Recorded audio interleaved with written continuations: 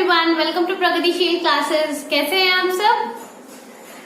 देखा आप लोगों ने फर्स्ट लेक्चर, मतलब जो हमने स्टार्टिंग किया था, स्टार्ट लेक्चर ऑफ क्लास 8, जिसमें हमने पढ़ा था थोड़ा सा एंडोक्राइन ग्लैंड के बारे में पढ़ा, फिर हमने थोड़ा सा ग्लैंड के बारे में देखा था कि व्हाट इज ग्लैंड, और फिर हमें एटलीस्ट समझ में आ गया। देखो, सबसे इम्पोर्टेंट चीज क्या होता है ना कि बायोलॉजी कब मुश्किल हो जाता है। सबसे पहली बात समझो, कुछ बच्चों के लिए बायोलॉजी इज लाइक के इट इज लाइक रट्टाफिकेशन, और ये रट्टाफिकेशन समझ के वो पढ़ना नहीं चाहते हैं बायोलॉजी।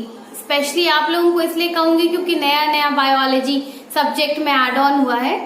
तो बायोलॉजी पढ़ने का सबसे आसान तरीका ये होता है कि जो टर्म है वो टर्म का मतलब समझ लो।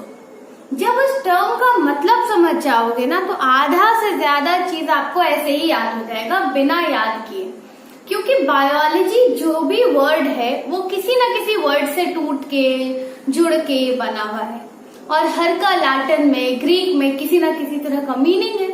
तो जब उस मीनिंग को समझोगे, जब उसके बेसिक मीनिंग को समझोगे कि व्हाट डज इट मीन, तो जब इस पॉइंट पे पहुंचोगे तो बहुत आसानी से क्लियर हो जाएगा पॉइंट। अच्छा, दिस इज दिस। लाइक आप लोग जब सेल पढ़िएगा तो सेल में एक टर्म है साइटोप्लाज्म, सेल में एक टर्म है प्रोटोप्लाज्म, प्रोकैरियोटिक, यूकैरियोटिक। नाम सोचने में बहुत मुश्किल, व्हाट इज प्रोकैरियोटिक, लेकिन जब इसका बेस को जाओगे कि क्यों प्रोकैरियोटिक का मतलब क्या होता है तो अपने आप उसका डेफिनेशन याद हो जाएगा। Like protoplasm, like cytoplasm, like nucleoplasm, nucleus से बना, न्यूक्लियोप्लाज्म मतलब फ्लूइड, वो फ्लूइड जो न्यूक्लियस के अंदर रहता है। तो अगर इसके बेसिक पे अगर हम बात करें तो बहुत आसान हो जाएगा वर्ड। उसी तरह ग्लैंड रट रहे हैं, what is gland, exocrine gland, endocrine gland, लेकिन ग्लैंड का मतलब ही नहीं पता तो ग्लैंड कभी समझ नहीं आएगा। फिर एंडोक्राइन ग्लैंड छोड़ दो और एक्सोक्राइन ग्लैंड छोड़ दो, फिर ये दो हमारे बात की बात ही नहीं है, समझ ही नहीं आने वाली बात है। उसी तरह से जब आपको मैं हार्मोन पढ़ा रही हूँ, हार्मोन में जितने भी हार्मोन्स के बारे में बताऊंगी, लाइक लास्ट लेक्चर में हमने पिट्यूटरी देखा, हमने हाइपोथैलेमस को देखा, है ना। Like pituitary is known as master gland, hypothalamus is known as master of master gland, and हमने फ्यू हार्मोन के बारे में बात किया था जो कि पिट्यूटरी से रिलीज होता है, ठीक है। उसमें से हमने देखा था ग्रोथ हार्मोन देखा था, हमने वैसोप्रेसिन जिसको एंटी डायूरेटिक हार्मोन भी कहते हैं, हमने उसके बारे में देखा था। एंड एंटी डायूरेटिक कहने का मतलब एक होता है एंटी डायूरेटिक, बेसिकली अगर समझो तो ऐसा कुछ कि वो चीज जो आपके बॉडी में यूरिन को रोकता हो, है ना, वाटर को आपके बॉडी से फ्लो होने से रोकता हो, तो काम क्या होगा, उसको रीअब्जॉर्प्शन ऑफ वाटर होगा। तो वही कह रही हूँ कि उसके मतलब को समझो, फिर आसान लगेगा, सब चीज आसान लगेगा। ग्रोथ हार्मोन पूरे बॉडी में ग्रोथ कर रहा है, then it is known as growth hormone. Clear हुआ ना। तो चलो अब आज हम लोग देखते हैं, और हाँ मैंने ये भी बताया था कि हाइपोथैलेमस जो होता है वो पिट्यूटरी को कंट्रोल कर रहा होता है, कब पिट्यूटरी को अलाउ करना है, कब पिट्यूटरी को रिस्ट्रिक्ट करना है, हमने ये सारी चीजों को देखा था, राइट। अब आज हम लोग देखते हैं उसके आगे। हमने ब्रेन का हाइपोथैलेमस देख लिया, हमने ब्रेन का पिट्यूटरी देख लिया। अब नेक्स्ट हार्मोन है हमारा, नो नॉट अभी यहाँ पे नहीं बात करें, एक हार्मोन है जिसको कहते हैं पीनियल ग्लैंड। आज हम लोग बात करते हैं पीनियल ग्लैंड पे। देखिए, पीनियल ग्लैंड जो है, शायद आपकी किताब में ऐसा पीनियल ग्लैंड नाम का कोई ग्लैंड नहीं होगा, शायद मेंशन नहीं होगा, क्योंकि ये ग्लैंड के बारे में हायर बुक में मेंशन किया हुआ होता है पीनियल ग्लैंड के बारे में। लेकिन थोड़ा सा ध्यान दे दो, पीनियल ग्लैंड जो होता है वो आपके बॉडी का सारा साइकिल को कंट्रोल कर रहा होता है। मतलब अब कहोगे मतलब देखो, आप हर इंसान अपने आप में समझो कि एक स्पेसिफिक टाइम पे तुम्हें नींद आती है। अगर मान लेता मैं अपने बारे में बताऊं, मुझे 10 बजते बजते मेरी आंखें बंद होने लगती हैं, मुझे नींद आनी शुरू हो जाती है, और सुबह मैं 6 बजे 5 बजे मेरी आंख खुल जाती है। तो द रीजन इज, और रोज ऐसा ही होता है, बिना अलार्म के, मुझे कोई अलार्म की जरूरत नहीं होती है, मुझे 10:30 11 तक तो एकदम मैं आराम से सो जाऊंगी, और मैं सुबह आराम से विदाउट अलार्म में उठ जाऊंगी। कोई तो है जो बॉडी में कहता है अब it's time to sleep, now it's time to get up, कुछ कुछ ऐसा तो होता होगा। उसके बाद कभी कभी क्या, रोज की ही बात, बिना घड़ी देखे अगर आपको 9 बजे नाश्ता करने की आदत है सुबह के टाइम में, तो 9, 8:30, पौने 9 ऐसा होता है और आपको भूख लगनी शुरू हो जाती है। फिर आपका बॉडी कहने लगता है it's time to take energy, it's time to get energised, है ना। बॉडी को एनर्जी दो, अपने आप भूख लगने लगती है। लेकिन जब जिसको 7 बजे नाश्ता करने की आदत है, उसका पेट में 7 बजे वो चूहे कूदने लगते हैं कि मेरे नाश्ता करने का टाइम हो गया। ठीक वैसे ही 2 बजने को आता है, अगर आपको लंच करने की आदत 2 बजे है तो 2 बजे तक आपको भूख लगनी शुरू हो जाती। तो आखिर बॉडी में ऐसा है क्या जो आपको सब चीज क्लॉक की तरह आपको रिमाइंड करा रहा होता, इतना बज गया ये काम करना है, इतना बज गया अब उठ जाओ, इतना बज गया अब आपको नींद आ रही है।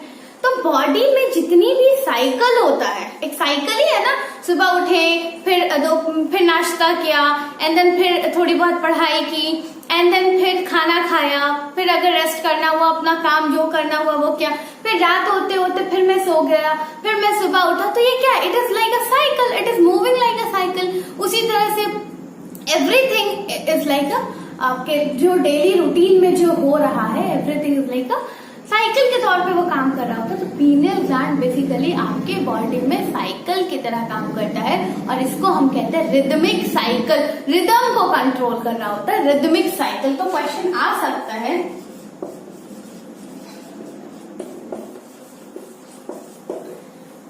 और अगर बात करें, अब आप लोग थोड़ा सा रिप्रोडक्शन में भी पढ़िएगा, तो रिप्रोडक्शन में एक टर्म आप लोगों को पढ़ना है मेंस्ट्रुअल साइकिल। तो मेंस्ट्रुअल साइकिल को भी बॉडी में, क्योंकि वो भी बॉडी के एक पार्ट है, एक हिस्सा है ना, तो उस साइकिल को भी कंट्रोल करने में पीनियल ग्लैंड का बहुत बड़ा रोल होता है, ठीक है ना। चलिए, ये हो गया पीनियल ग्लैंड ऑल अबाउट। अब नेक्स्ट पढ़ते हैं हम लोग यहाँ पर के ग्लैंड के बारे में आते हैं। यहाँ पे जो ग्लैंड है उसको कहते हैं थायराइड ग्लैंड। हमने ब्रेन के सारे ग्लैंड के बारे में बात कर लिया, पिट्यूटरी बात कर लिया, हाइपोथैलेमस बात कर लिया, पीनियल ग्लैंड बात कर लिया। नेक्स्ट आता है थायराइड ग्लैंड, है ना। थायराइड ग्लैंड, ये थायराइड ग्लैंड बहुत इंपॉर्टेंट है क्योंकि ये बॉडी के मेटाबॉलिज्म को कंट्रोल करता है। नेक्स्ट है हमारा थायराइड ग्लैंड।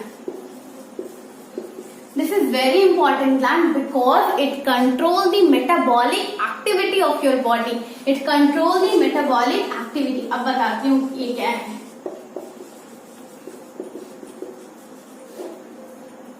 मेटाबॉलिक मतलब बॉडी में आपका बॉडी, देखो कोई भी चीज लिविंग है ना, कोई भी चीज लिविंग है तो उसके अंदर रिएक्शंस हो रहे हैं, है ना। कुछ चीज टूट रहा है, कुछ चीज जुड़ रहा है। टूटने और जुड़ने का काम बॉडी में रेगुलर चल रहा है ना। तो चूंकि आपके बॉडी को सरवाइव करने के लिए कुछ चीजों को तोड़ना भी होगा और कुछ टूटे हुए चीजों को जोड़ना भी होगा, तभी आप सरवाइव करोगे। तो ये जो तोड़ने और जोड़ने का जो रिएक्शन है उसी को हम कहेंगे metabolic activity. Like let us suppose मैंने खाना खाया, अब मैंने जब खाना खाया तो उस खाना को तोड़ना होगा ना, तब ना मुझे एनर्जी मिलेगा, ठीक है। तो इसी तरह से प्लांट को फूड बना, तो प्लांट क्या करेगा, कुछ चीजों को जोड़ेगा। तो these all are the part of metabolic activity. जिस इंसान के बॉडी में जितना ज्यादा फास्ट मेटाबॉलिक एक्टिविटी होगी उतना ज्यादा जल्दी उसका खाना टूट जाएगा, उतना जल्दी उसका खाना बन जाएगा। Everything will be like quick fast. और अगर किसी इंसान के बॉडी का मेटाबॉलिक एक्टिविटी स्लो हो गया, एकदम धीरा, एकदम स्लो हो गया मेटाबॉलिक एक्टिविटी, मतलब हर चीज, खाना खाया है टूटेगा, आराम से सारा काम होगा। तो ना ज्यादा फास्ट बहुत अच्छा है, ना ज्यादा स्लो बहुत अच्छा है। अगर बहुत स्लो हो जाएगा तो भी डिजीज, और अगर बहुत फास्ट हो जाएगा तो भी डिजीज। आप लोग देखते होंगे कुछ लोग रास्ते पे अगर चल रहे होंगे और घर पे या कहीं पे भी एक बहुत कॉमन सा डिजीज सुनने को मिलता होगा, और अक्सर लोग कहते हैं कि मुझे थायराइड हो गया है। अक्सर सुनोगे कि मुझे थायराइड हो गया, और देखोगे कुछ लोग कहेंगे मुझे थायराइड हो गया, वो बहुत मोटे हो गए, और कुछ लोग कहेंगे मुझे थायराइड हो गया, वो बिल्कुल पतले हो गए। तो जब बॉडी में मेटाबॉलिक एक्टिविटी बहुत फास्ट हो गया, जब बॉडी का मेटाबॉलिक एक्टिविटी बहुत फास्ट हो जाएगा, उसने खाना खाया फौरन से डाइजेस्ट हो गया, फिर बॉडी कह रहा है मुझे और चाहिए एनर्जी, मेरा खाना तो फौरन खत्म हो गया, है ना। तो जब बॉडी में मेटाबॉलिक एक्टिविटी बहुत ज्यादा फास्ट हो जाएगा तो वो होता ये है कि इंसान को कभी भी उसको फूड का रिक्वायरमेंट फुलफिल ही नहीं हो पाएगा, वो हमेशा पतला पतला सा रहेगा और आंख वाँख ऐसा लगेगा बस इट विल बल्ज आउट, बाहर निकल जाएगा। और अगर बॉडी में मेटाबॉलिक एक्टिविटी बहुत स्लो हो गया है, तो अभी गया है इत्मीनान से, वो जाएगा और एवरीथिंग विल बी बहुत स्लो होगा, तो बॉडी बहुत ज्यादा मोटा हो जाता है क्योंकि वो आसानी से टूट ही नहीं रहा और जो भी फूड है वो सब फैट में बन जा रहा है। मतलब बॉडी को ग्लूकोज मिल नहीं पा रहा है, एनर्जी उसको मिल नहीं पा रहा है, सारा का सारा जितना एक्स्ट्रा ग्लूकोज है वो फैट में बदल जाता है। देखिए, जितना हमारे बॉडी को वो ग्लूकोज की जरूरत होती है वो बॉडी ग्लूकोज को यूज करता है, उसके अलावा जितना भी ग्लूकोज होता है वो सारे ग्लूकोज को बॉडी फैट में बदल लेता है। अब जब थायराइड ग्लैंड खराब हो गया, स्लो काम करने लगा, तो होता ये है कि आपके बॉडी में कुछ ऐसा होता है कि ग्लूकोज बहुत स्लो टूट रहा होता है, ग्लूकोज बहुत स्लो टूट रहा होता है, तो बॉडी को बहुत टाइम लगता है। तो उतना में बॉडी समझ जाता, अच्छा ये सब जो है ये सारे को यूज नहीं करना है, ये सबको फैट में बदलना, वो सारा का सारा ग्लूकोज को फैट में बदल देता है। अब क्या होता है, इंसान बहुत मोटा हो जाता है। यानी थायराइड दो किस्म का, एक वो जिसमें इंसान पतला हो जाता है और बॉडी का मेटाबॉलिक एक्टिविटी बहुत फास्ट हो गया, और दूसरा वो जिसमें बॉडी का मेटाबॉलिक एक्टिविटी बहुत स्लो हो गया और इंसान बहुत मोटा हो गया। ठीक है, तो ये समझ में आ गया। अब मैं बात बताऊं कि इस थायराइड ग्लैंड जो कि आपके गले में होता है, इसको कंट्रोल कौन करेगा? कंट्रोल करेगा हमारा पिट्यूटरी ग्लैंड, है ना। देखिए, मैंने शायद बताया या नहीं बताया, मुझे याद नहीं है। पिट्यूटरी जो है बहुत तरह का हार्मोन को सिक्रीट कर रहा होता है। एक हार्मोन होता है पिट्यूटरी जिसका नाम है TSH, थायराइड स्टिम्युलेटिंग हार्मोन। मतलब पिट्यूटरी जो है वो TSH हार्मोन को रिलीज करता है। ये TSH हार्मोन गले में आकर के थायराइड ग्लैंड को आकर के बोलता है कि सुनो, पिट्यूटरी जो हमारे मास्टर है ना, उन्होंने कहा है कि तुम अपना फंक्शन को शुरू कर दो। और फिर ये अपना फंक्शन जो होता है, जो उसको थायराइड का मेटाबॉलिक एक्टिविटी वाला जो फंक्शन होता है, वो उसको नॉर्मली करना शुरू कर देता है। क्लियर हो गया यहाँ तक? अब कुछ लोगों को देखो कि यहाँ पे बहुत ज्यादा फूला हुआ होता है, बहुत स्वेलिंग हो जाता है, तो ये एक तरह का डिजीज है। इस डिजीज को कहते हैं ग्वाइटर। इस डिजीज को कहते हैं ग्वाइटर। ये ग्वाइटर में क्या होता है, आपका ये जो नेक वाला पोर्शन है ये बहुत ज्यादा सूज जाता है, बहुत फूल जाता है, एकदम बल्ज आउट सा रहता है। तो this is because of thyroid gland में थायराइड हार्मोन, थायरोक्सिन हार्मोन की कमी से आपको ग्वाइटर होता है, और ये एक तरह का डिजीज है। चलिए, हमने थायराइड के बारे में भी पढ़ लिया। अब हमारा नेक्स्ट हार्मोन है, थोड़ा सबके बारे में देख लेते हैं ताकि एटलीस्ट समझ में तो आ जाए कि what are the glands and what these gland are talking about, क्या है फंक्शन, है ना। ये सब थोड़ा देख लेते हैं। इसके बाद मैं बॉडी में वो थोड़ा वो करती हूँ, ब्रेन का कर लिया, फिर गले का कर लिया। अब एक ग्लैंड है जो आपके हार्ट के पास होता है, एक ग्लैंड है वो आपके हार्ट के पास होता है। उस ग्लैंड को कहते हैं थाइमस ग्लैंड। उस ग्लैंड को कहते हैं thymus gland. Next gland is thymus, it is present near heart. देखो, थाइमस ग्लैंड जो होता है वो एक प्रकार का हार्मोन रिलीज करता है, उसको कहते हैं थाइमोसिन। थाइमोसिन हार्मोन एक तरह का हार्मोन रिलीज करता है, थाइमोसिन हार्मोन। अब ये थाइमोसिन क्या होता है? देखो, हमारे शरीर में जैसे अभी कोरोना फैला हुआ है, आप लोग भी बेचारे परेशान हुए हो कोरोना की वजह से, है ना। इनफैक्ट पूरी दुनिया ही अभी तबाही हो रही है, पूरी दुनिया में कोरोना की वजह से डे बाय डे केसेस इतने बढ़ते चले जा रहे हैं।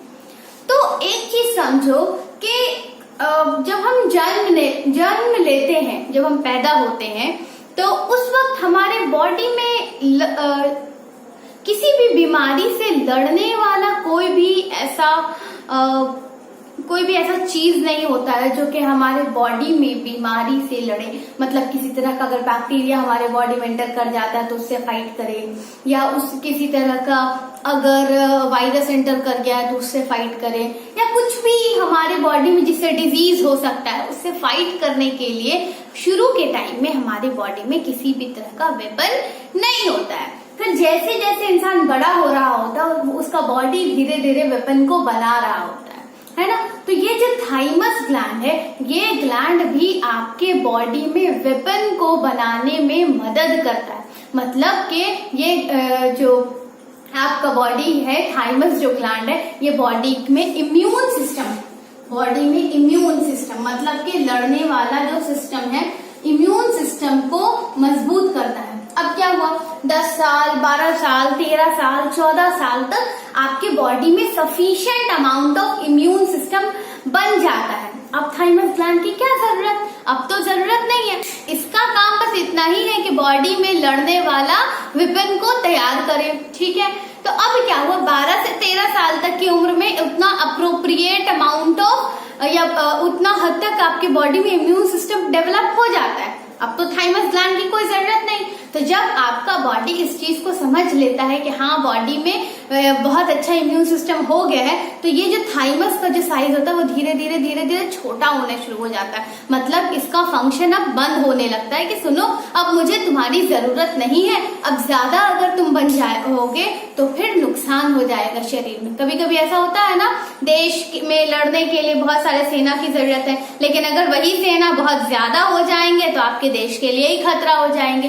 तो होता यह है कि जैसे इंसान के बॉडी में एक appropriate amount of immune system develop हो जाता है, तब ये थाइमस ग्लैंड डीजेनरेट होना शुरू हो जाता है, मतलब कि नॉन फंक्शनल काम करना बंद कर देता है, ठीक है। तो यानी थाइमस ग्लैंड जो है वो आपके नियर दी हार्ट प्रेजेंट होता है और it help to develop immune system in your body. Clear हो गया ना। मैं जो लिखवा रही हूँ प्लीज उसको शॉर्ट में नोट जरूर से करते जाओ, ठीक है। चलो उसके बाद नेक्स्ट आता है हमारा, थाइमस ग्लैंड के बारे में बात कर लिया।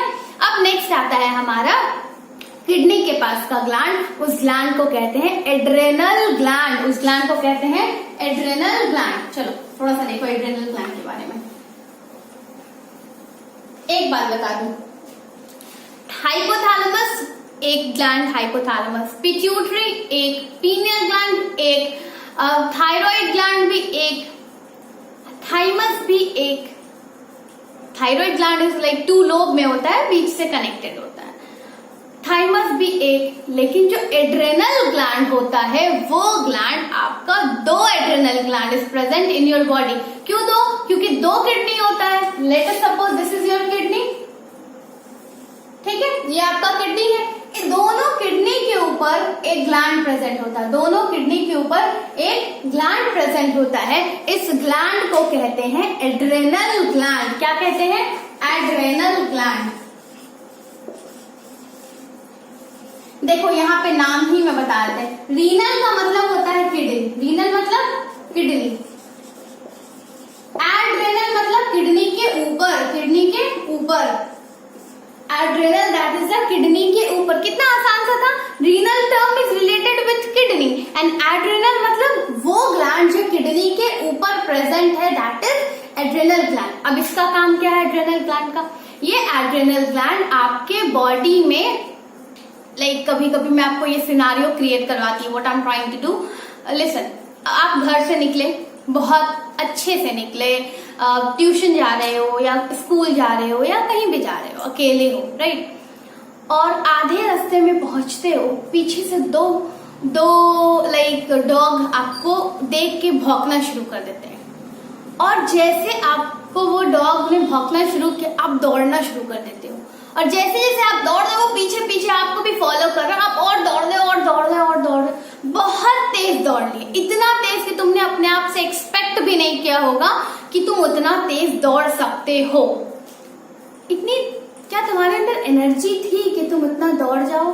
क्या कोई तुमको कहे नॉर्मली कि दौड़ो तो उतना फास्ट क्या तुम दौड़ जाओगे? मुमकिन ही नहीं है कि तुम उतना फास्ट दौड़ोगे।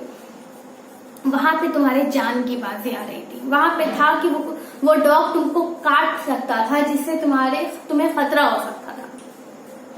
तो जब वहां पे आपके बॉडी ने देखा डॉग, और वो भी डॉग कैसा है, वो स्ट्रीट डॉग जो लोगों को परेशान करता है वैसा डॉग है, तो आपका बॉडी ने देखा ये स्ट्रीट डॉग है, ये तो परेशान करेगा, उसको देख के आपका बॉडी बहुत तेज दौड़ना शुरू कर जाता है। होता यह है कि जब आपके आंखों ने एक स्ट्रीट डॉग को देखा वो स्ट्रीट डॉग को देख करके आपके बॉडी ने सेंस किया कि ये जो है ये बहुत खतरनाक है, इससे आपकी बॉडी को डर हो सकता है, आपने दौड़ना शुरू किया, फौरन एड्रेनल ग्लैंड जो है वो एक्टिवेट हो जाता है, फौरन एड्रेनल ग्लैंड जो है वो एक्टिवेट हो जाता है और एक्टिवेट होकर के आपके बॉडी में इतनी एनर्जी प्रोवाइड कर देता है कि आप मैक्सिमम दौड़ सको। यानी एड्रेनल ग्लैंड जो है वो आपको इमरजेंसी सिचुएशन में मदद कर रहा होता है। या फिर कह दो कि आपको एक कंपटीशन है, उस कंपटीशन में आपको दौड़ना है, रेस का कंपटीशन है, आप बहुत तेज दौड़िएगा, वो भी एक इमरजेंसी सिचुएशन है कि अगर आप तेज नहीं दौड़िएगा तो आप वो जो गेम है उसमें पीछे हो जाएंगे, हार जाएंगे। तो वहां पे भी आपका बॉडी कहेगा देखो अभी बहुत इमरजेंसी सिचुएशन है, जितनी तेज दौड़ सकते हो उतना तेज दौड़ो। तो उतना तेज दौड़ने में क्या हुआ, एड्रेनल ग्लैंड से हार्मोन रिलीज होता है, हार्मोन का नाम है इपिनेफ्रिन एंड नॉरएपिनेफ्रिन। ये दो हार्मोन है, इपिनेफ्रिन एंड नॉरएपिनेफ्रिन, यहाँ लिख रही हूँ। एड्रेनल ग्लैंड जो है वैसे तो बहुत कुछ करता है लेकिन मैं अभी शॉर्ट में बता रही हूँ, इपिनेफ्रिन एंड नॉरएपिनेफ्रिन। इपिनेफ्रिन और नॉरएपिनेफ्रिन जो होता है इमरजेंसी सिचुएशन में आपको प्रोटेक्ट करता है। रिलीज कहां से होता है, एड्रेनल ग्लैंड से। एड्रेनल ग्लैंड जो है वो इपिनेफ्रिन और नॉरएपिनेफ्रिन नाम के हार्मोन को रिलीज करता है जो कि आपको इमरजेंसी सिचुएशन में मदद करता है। इमरजेंसी सिचुएशन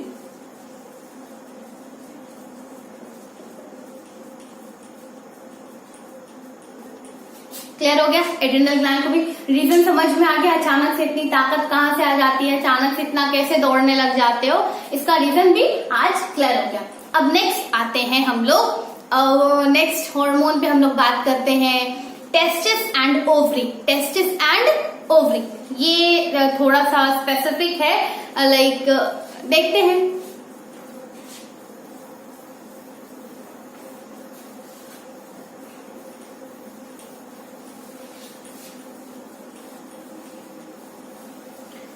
देखिए एक बात समझिएगा कि एक बच्चा जन्म लेता है, एक बच्चा जन्म लिया, एक लड़का जन्म लेता है और एक लड़की जन्म लेती है, दोनों एक घर में ट्विंस बेबी हुआ है। जब बच्चे रैप हुए हुए रहते हैं अच्छे तरीके से पूरे, तो क्या आप पहचान पाते हो कौन लड़का कौन लड़की? पहचान लेते हो? मुमकिन नहीं है कि आप पहचान लो। लोग पूछते हैं, देखते हैं बेबी, समझ नहीं आता क्योंकि दोनों वैसे एकदम क्यूट से होते हैं, एक तरह के दिख रहे होते हैं, समझ ही नहीं आता कौन लड़का है कौन लड़की है। ठीक है, बच्चा थोड़ा और बड़ा हुआ, थोड़ा थोड़ा समझ में आने लगता है कि हाँ बच्चा जो है वो एक ये है लड़का और ये है लड़की। अब बच्चा 15 साल का हो गया, लड़का और लड़की दोनों जो ट्विंस थे वो दोनों के दोनों 15 साल के। क्या अभी भी समझने में मुश्किल होगा कौन लड़का कौन लड़की? आसानी से समझ जाओगे। अच्छा, ये जो लंबे बालों वाली है और ये जो मतलब लाइक जो चबी चबी सी है वो लड़का है, वो सॉरी वो लड़की है। उसकी आवाज जो बिल्कुल एकदम लो पिच्ड, सॉरी वो हाई पिच्ड वॉइस है, एकदम श्रिल वॉइस है। और जो लड़का है वो थोड़ा सा बियर्ड वगैरह है ना, और चबी चबी सा नहीं है, और उसकी आवाज बहुत भारी है ना, श्रिल वॉइस नहीं है उसकी, ऐसा नहीं है कि चुभती है कान में आवाज। आराम से समझ जाते हो। लड़का का बॉडी का शेप अलग, लड़की के बॉडी का शेप अलग। ऐसा क्यों हुआ? शुरू के टाइम में सब लोग एक तरह के दिख रहे होते, चाहे वो लड़का हो चाहे वो लड़की हो। लेकिन जैसे जैसे इंसान बड़ा होता है, अगर लड़की है तो उसके बॉडी में different type of hormone release होता है और उसके बॉडी को वैसे लड़की की तरह बना देता है। और जो लड़का होता है उसके बॉडी में different type of hormone release होता है और उसके बॉडी को डिफरेंट टाइप का बना देता है। मतलब कहने का कि जो लड़की होती है उसके बॉडी में ओवरी नाम का एक ग्लैंड होता है, ओवरी नाम का एक ग्लैंड होता है जो कि एक प्रकार का हार्मोन रिलीज करता है। उस हार्मोन को कहते हैं ईस्ट्रोजन। इस हार्मोन को कहते हैं ईस्ट्रोजन। और लड़के में एक ग्लैंड होता है जिसका नाम है टेस्टिस। है ना। ये टेस्टिस सिर्फ लड़के में पाया जाएगा, ये ओवरी सिर्फ और सिर्फ लड़की में पाया जाएगा। ये टेस्टिस जो ग्लैंड है ये एक प्रकार का हार्मोन रिलीज करता है जिसका नाम है टेस्टोस्टेरोन। टेस्टोस्टेरोन यानी जो ईस्ट्रोजन है वो बॉडी की शेप को बिल्कुल लड़की की तरह कर देता है, मतलब आवाज को बिल्कुल हाई पिच कर देगा, श्रिल वॉइस कर देगा, है ना। बॉडी में लाइक वैसा ग्रोथ हो जाता है, लाइक हिप्स जो होते हैं वो थोड़े वाइड हो जाते हैं और ब्रेस्ट वगैरह का डेवलपमेंट, मैमरी ग्लैंड का डेवलपमेंट कर देता है। वेरास टेस्टोस्टेरोन जो होते हैं वो आपकी बॉडी में बियर्ड वगैरह का बियर्ड को ग्रो करने में मदद कर रहा होता है, आवाज को जो है वो भारी कर देता है। मतलब एक लड़के की जो खूबी होती है वो टेस्टोस्टेरोन हार्मोन की वजह से होता है और एक लड़की की जो खूबी होती है वो ईस्ट्रोजन नाम के हार्मोन की वजह से होता है। मतलब ovary is only found in female whereas testis gland is only found in male. और ये दोनों का काम क्या होता है? ये दोनों का काम होता है कि बॉडी के जिस तरह का वो इंडिविजुअल है उसकी तरह को उसको बनाना। क्लियर हो गया। नेक्स्ट हार्मोन के बारे में हम बात करते हैं। उस हार्मोन का नाम है पैनक्रियाज। नेक्स्ट हार्मोन का नाम है पैनक्रियाज। देखोगे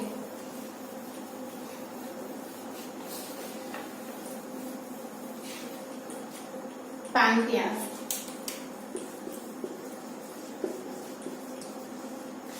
देखिए हमने मैंने जब लास्ट लेक्चर में पढ़ाया था तो मैंने बताया था कि ग्लैंड जो होते हैं, ग्लैंड तो वो होते हैं मॉडिफाइड टिश्यू जो किसी भी चीज को रिलीज करता है, जो किसी भी चीज को सिक्रीट करता है, उसको नाम दे दिया गया ग्लैंड। और डिपेंडिंग अपॉन कि वो हार्मोन अगर रिलीज कर रहा है तो उसको हमने नाम दिया एंडोक्राइन ग्लैंड, और अगर वो हार्मोन को छोड़ के किसी भी चीज को सिक्रीट कर रहा है, रिलीज कर रहा है, तो उसको हमने नाम दिया एक्सोक्राइन ग्लैंड। अब मेरी बात सुनो, पैनक्रियाज आपके बॉडी में सिंगल ऐसा ग्लैंड है। Pancreas is the only gland. हाँ, अभी मैं आपको ओनली ग्लैंड कहूंगी। Pancreas is the only gland which works as both endocrine as well as exocrine. Pancreas works as both endocrine as well as exocrine. मतलब pancreas का ही कुछ portion hormone release करता है और पैनक्रियाज का ही कुछ पोर्शन एंजाइम्स को रिलीज करता है जो कि डाइजेशन में बहुत मदद कर रहा होता है। क्लियर हो गया ना। तो पैनक्रियाज इसमें बहुत इंपॉर्टेंट है, अक्सर पूछ लिया जाता है। Pancreas is a mixocrine gland. Mixocrine कहने का मतलब both endocrine and both endo and exocrine, both endocrine and exocrine and exocrine, endocrine and exocrine. Endocrine मतलब वो वाला pancreas like it is like leaf like structure होता है, तो कुछ पोर्शन जो है वो उसका हार्मोन रिलीज कर रहा है और कुछ पोर्शन जो है वो एंजाइम रिलीज कर रहा है। तो एंडोक्राइन वाला हार्मोन को रिलीज करेगा और एक्सोक्राइन वाला जो होता है वो एंजाइम को रिलीज करेगा। अब हार्मोन होता क्या है पता है आपको? कौन सा हार्मोन रिलीज करेगा? तो देखिए, जब आपके बॉडी में पैनक्रियाज बेसिकली कई तरह का हार्मोन रिलीज करता है, लेकिन अभी हम लोग पढ़ेंगे दो तरह के हार्मोन को। आपने खाना खाया, खाना खाने के बाद आपका डाइजेशन का प्रोसेस कंप्लीट हुआ, खाना खाया, डाइजेशन का प्रोसेस कंप्लीट हो गया। अब आपकी बॉडी में बहुत सारा ग्लूकोज है, बॉडी में बहुत सारा ग्लूकोज है। तो बॉडी में जब बहुत सारा ग्लूकोज होता है तो आपका बॉडी समझ लो सही से फंक्शन नहीं कर सकता है, बॉडी के लिए बहुत नुकसानदेह हो जाएगा अगर बॉडी में बहुत सारा ग्लूकोज रहेगा। कभी कभी ऐसा होता है ना, डिनर में गए, कहीं अच्छे से दावत पे गए, इतनी वैरायटी ऑफ डिशेस थी, पुलाव भी था, पूरी भी था, सब्जी भी था, मिठाई भी था, वो ये भी था, वो भी था, आइसक्रीम भी था, सब चीज था जो मुझे बहुत पसंद है। मैं घर पे जितना खाती हूँ, मतलब आप सबके लिए बात कह रही हूँ, मैं अपने ऊपर कह करके आपको मैं बता रही हूँ कि कोई भी पर्टिकुलर इंसान जितना घर पे खाता है, किसी फंक्शन में उसका पेट डबल हो जाता है। ऐसा होता है ना, अल्लाह मेरी तो भूख ही नहीं जा रही है, मुझे तो ये भी खाना है, मुझे आइसक्रीम भी खाना है, मुझे गोलगप्पे भी खाने हैं और मुझे सारे जंक फूड भी खाना है, और फिर मुझे अगर मेरे पेट में जगह रहा तो फिर मैं आइसक्रीम भी खाऊंगा, मैं कोल्ड ड्रिंक भी पीऊंगा। I want to eat everything. ऐसा होता है ना? होता है, बिल्कुल होता है। आप लोगों के साथ तो जरूर होता होगा, है ना। बच्चे हो, अभी का कंट्रोल तो हो नहीं पाता है। तो गाइस सुनो, जितना आपके बॉडी में नॉर्मल डेज में क्या होता है, आप उतना ही खाते हो जितना आपको बॉडी को ग्लूकोज की जरूरत होती है ना, थोड़ा बहुत ज्यादा खा लिए। लेकिन फंक्शन में जब गए तो वहां तो मैंने डबल कैलोरी कंज्यूम कर लिया, मैंने बहुत खाना खा लिया। बॉडी में अचानक से इतना ज्यादा आ जाएगा, ये तो बहुत मुश्किल हो जाएगा, बॉडी एकदम समझ नहीं पाएगा कैसे करना है सारी चीजों को। तो जैसे बॉडी में ग्लूकोज का नंबर, बहुत ग्लूकोज का अमाउंट जब बहुत ज्यादा बढ़ने लगता है, बहुत ग्लूकोज हो जाता है, तो बॉडी में पैनक्रियाज एक हार्मोन को रिलीज करता है। उस हार्मोन का नाम है इंसुलिन। उस हार्मोन का नाम है इंसुलिन। ये ग्लूकोज को क्या करता है, ग्लूकोज को इंसुलिन के प्रेजेंस में ग्लूकागॉन में कन्वर्ट किया जाता है, सॉरी ये ग्लाइकोजन में कन्वर्ट कर दिया जाता है। ग्लूकोज जब ज्यादा रहेगा तो बॉडी सही से फंक्शन नहीं करेगा, लेकिन ग्लाइकोजन जो है वो इनएक्टिव फॉर्म है, उसके ज्यादा रहने से कोई खास प्रॉब्लम नहीं होगा। यानी जब आपके बॉडी में बहुत ज्यादा ग्लूकोज हो जाता है तो पैनक्रियाज जो है वो इंसुलिन नाम के हार्मोन को रिलीज करता है, और इंसुलिन नाम का जैसे ही बॉडी में हार्मोन रिलीज होता है, सारे के सारे ग्लूकोज को वो जल्दी जल्दी ग्लाइकोजन में कन्वर्ट कर देता है। ठीक है, मैंने ये काम स्टोरेज का काम कर लिया। मतलब लाइक किसी की सैलरी अगर 20,000 रुपए है, अचानक से उसको 50,000 रुपए मिल गया, उसकी जरूरत तो 20,000 वाली थी, लेकिन अचानक से 50,000 रुपए अगर मिल जाता है तो 30,000 को क्या करेगा, वो जल्दी से बैंक में डाल देता है, क्योंकि अगर उसके पास रहेगा तो उसके वो एक्स्ट्रा पैसे भी सारे खत्म हो जाएंगे, सेविंग करता है ना। उसी तरह बॉडी भी ग्लाइकोजन के फॉर्म में एक्स्ट्रा एनर्जी को क्या करता है, सेव करता है, ताकि जब कभी भी मुझे खाना नहीं मिले तो वो मेरा बॉडी मर ना जाए, सरवाइव कर ले उस डिफिकल्ट सिचुएशन में भी। अब क्या हुआ, रमजान आ गया, 1 महीने रोजा रखना है, मतलब पूरे दिन कुछ भी नहीं खाना है। 1 दिन के तो बॉडी मैनेज कर लेगा, 30 दिन बिना खाए कैसे रहेगा। तो बॉडी क्या करता है, ड्यूरिंग दी फास्टिंग, जब आपको खाना नहीं मिलता है, जब आप जर्नी पे चले गए हो, सुबह से शाम तक कुछ नहीं है आपके पास खाने के लिए, तो ये ग्लाइकोजन को जल्दी से एक्टिव फॉर्म ग्लूकोज में कन्वर्ट किया जाता है। इस ग्लाइकोजन को जल्दी से एक्टिव फॉर्म ग्लूकोज में कन्वर्ट किया जाता है ताकि आपका बॉडी सर्वाइव कर ले। मतलब during active form, during emergency situation, during emergency या फास्टिंग,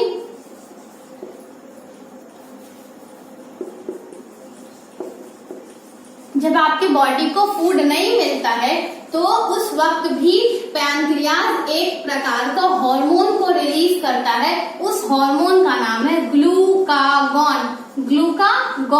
ये ग्लूकागॉन जब पैनक्रियाज जब ग्लूकागॉन नाम के एंजाइम को ग्लूकागॉन नाम के हार्मोन को रिलीज करेगा, तो ये ग्लूकागॉन ग्लाइकोजन को ग्लूकोज में कन्वर्ट कर देगा, और फिर ये ग्लूकोज से आप अपनी एनर्जी को ले सकते हो। कहने का मतलब हुआ कि ड्यूरिंग इमरजेंसी सिचुएशन या ड्यूरिंग फास्टिंग, जब आपके बॉडी को सफिशिएंट अमाउंट ऑफ फूड नहीं मिल पा रहा होता है, और बॉडी में तो और भी फंक्शंस तो हो रहे हैं, हार्ट पंप कर रहा है और आप एक्सचेंज कर रहे हो, एनर्जी ले रहे हो, मतलब सांस ले रहे हो, एवरीथिंग यू आर डूइंग, तो हर चीज को कर रहे हो, आपकी बॉडी में हर तरह के प्रोसेस हो रहे हैं, तो उस प्रोसेस को करने के लिए एनर्जी की तो जरूरत होगी, लेकिन आपके पास खाना नहीं है। तो जो बचा हुआ जो खाना है, जिसको हमने ग्लाइकोजन के फॉर्म में स्टोर किया था, वो ग्लाइकोजन को अब हम इस्तेमाल करेंगे और वो ग्लाइकोजन को हम ग्लूकोज में कन्वर्ट करेंगे। कैसे होगा, पैनक्रियाज फिर एक प्रकार का हार्मोन रिलीज करेगा जिसका नाम है ग्लूकागॉन। ये ग्लूकागॉन ग्लाइकोजन को ग्लूकोज में कन्वर्ट कर देता है। कहने का मतलब पैनक्रियाज ने 2 प्रकार का हार्मोन रिलीज किया, एक को नाम दिया इंसुलिन। ये इंसुलिन आपको ग्लूकोज को ग्लाइकोजन में कन्वर्ट किया, और दूसरा है ग्लूकागॉन। ये ग्लूकागॉन ने ग्लाइकोजन को ग्लूकोज में कन्वर्ट कर दिया। So this is all about, हमने बहुत अच्छे से डिस्कशन कर लिया होप सो आपको सारा समझ में आया होगा। नहीं समझ में आए, कहीं पर भी नहीं समझ में आए, डू कमेंट कि मुझे ये टॉपिक नहीं समझ में आया।